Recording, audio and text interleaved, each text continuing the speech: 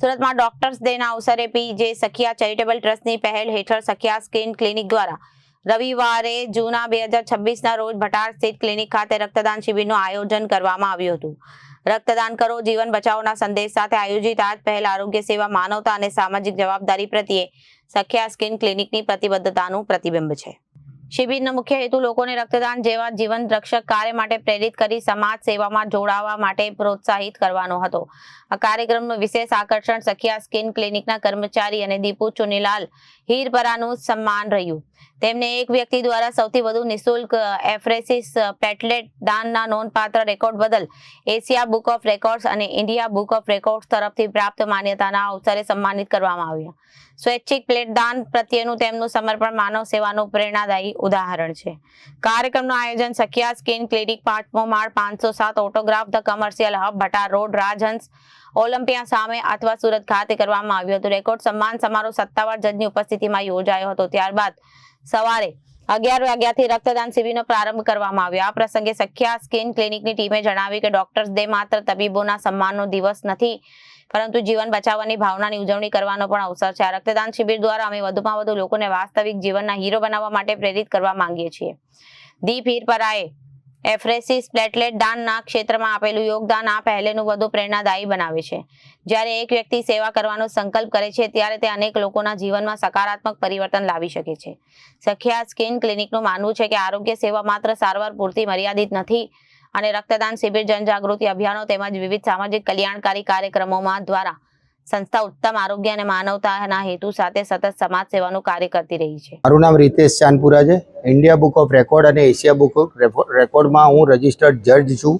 ગુજરાતમાં જે પણ રેકોર્ડ બને છે એને ચકાસણી કરવાની હોય છે મારા, અને હું એ સેવા આપું છું.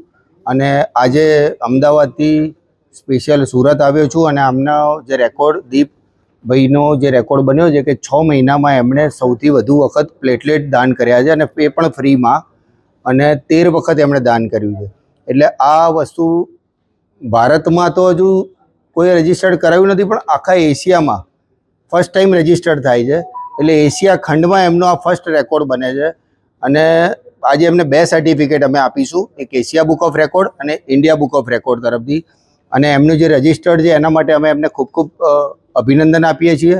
અને સખિયા સ્કિન ક્લિનિક અને કિરણ હોસ્પિટલ એમનું પણ ખૂબ ખૂબ આભાર કે જેણે એમના સપોર્ટ વગર આ રેકોર્ડ એમનો શક્ય નહોતો.